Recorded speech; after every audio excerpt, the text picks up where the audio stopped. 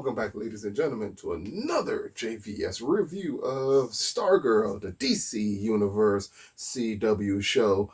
You already know where we're at. We're on episode 5 here. The name of this episode is Hourman and Dr. Mid-Nite.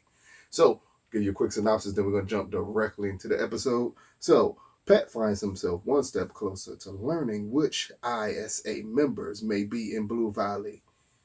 A search for Rick leads Courtney, Yolanda, and Beth to Cindy's house for a Halloween party. So, very short synopsis for an episode that feels as short as the synopsis. All good things must come to an end. That's the best way to start off with this.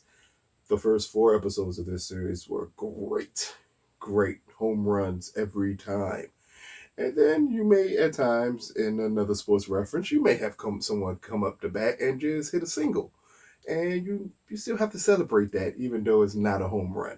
That's what this episode feels like. Let's start off quickly. The episode starts off with the backlog of Rex Tyler and what happened with him and his wife. As you recall, in the first beginning episodes, Pat brings up that Rex and his wife were investigating Blue Valley, and that led him to come to Blue Valley. So, at the beginning of this episode, we see why. We see what happens. We see them leave in a hurry. We still don't know exactly what happened, what made them leave in a hurry, but we see them leave in a hurry. We see them leave their son with their brother to raise as his son, so no one could know who Rick Tyler is. We finally get a clear shot of Solomon Grundy. He was teased, I want to say in the second episode, he was teased by Icicle.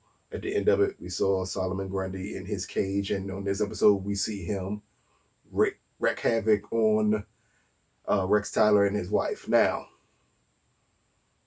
that very mini part, and it's not nearly as big as we're used to getting from Stargirl to begin episodes. This is a very small part of it, and it's the best part of the episode. After that point of the episode, everything else is downhill, and that's what makes this, again, not the home run. The other episodes have been closer to like a single. It falls into a lot. This episode especially falls into a lot of the CW tropes for shows. It's angry teenagers, annoying teenagers. This, in all honesty, is the episode I have been like, I didn't want this episode to come because I knew what it would lead to. And that's the most annoying character on the show getting a lot of screen time. And Miss, I think her name is Angelica Washington, who plays Beth on the show. I'm pretty sure she's a fine young actress. I don't know why they chose to make this character this annoying as they do on this show. It falls as every trope of every CW annoying character humanly possible. Then we have Mr. Cameron Gillerman. Gilman? I think I'm saying his name right. I'm going to go with Gilman. He plays the son. And he plays the son as a disgruntled teenager who wants to stand on his own, and he is bad in school, and everyone's like, come on, man. Like, this episode feels like they didn't take the proper time to develop characters that you would like. Instead, they said, you know what, we gave you something great with Stargirl, we gave you something great with Wildcat. What we're going to do here is just give you 2 like type A, type C characters and dump them in here, and let's finish building this team in a hurry, because everything feels rushed. You kind of knew it was going to feel rushed because they unlike the other episodes, they named it 2 heroes in one episode. Like, the episode is named Hourman and Dr. Mid-Nite, so that automatically tells us you're not going to get deep stories on either one of them. Wow, Hourman's storyline and Rick's storyline and Rex storyline, that whole thing would have been awesome to give an hour or 2. You could have given an entire episode to that. Beth and Dr. Mid-Nite, you didn't really need it. You didn't really need an hour. I can see you splitting that up, but I would prefer to split that up either with another sub character or just adventures and you branch off to that character. But I think they kind of missed a mark here with Hourman, because they could have really did something great as an episode with that character, especially since this is a character that CW, especially CW here, has been attempting to make a show for almost a decade now. They've been trying to make an Hourman show. So if we could have got a nice Hourman origin like we kind of got Wildcat, that could have been great. Instead, we get this subpar episode that, in all honesty, it's the first time in with the Stargirl episodes that I can say you can skip this one and not really miss much of anything. Angry teenager, annoying teenager become heroes. That's the crux of this episode. We also get a subplot with the B side of the villains coming to play. The gambler, who we've not really seen much of since the second episode. He clearly has a nefarious plot going on to steal something, and I'm pretty sure down the line that something will mean a lot. We get the fiddler comes in on this episode also. I'm not going to tell you what happens, but just know they bring that character back again. Just to go along with the end of episode 4 when we see the character playing for Brainwave. And then we get Pat.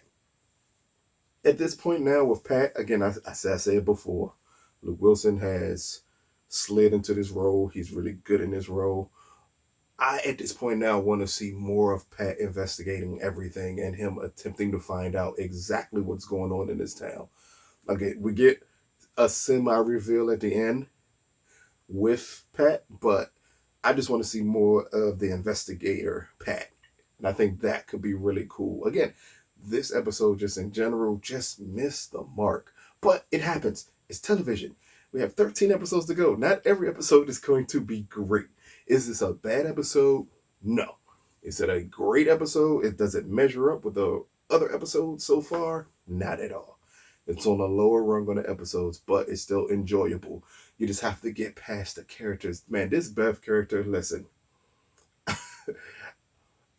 People out there, let me know. I don't read the comics. Is she as annoying in the comics as she is on this show? It is the most annoying character in the show because you kind of know where this arc is going to.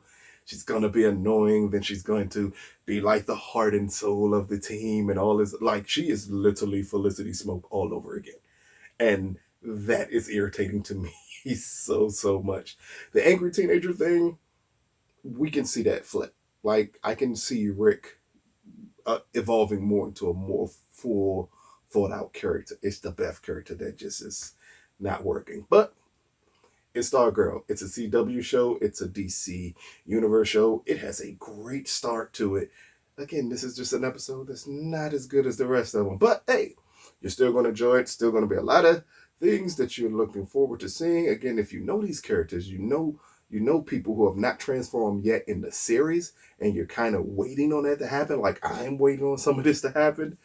I just needs to get to the point where this team is fully formed so we can get to the next crux of the storyline. And that's what we're pushing here now, especially with this episode that feels at times like a filler episode. But still check it out.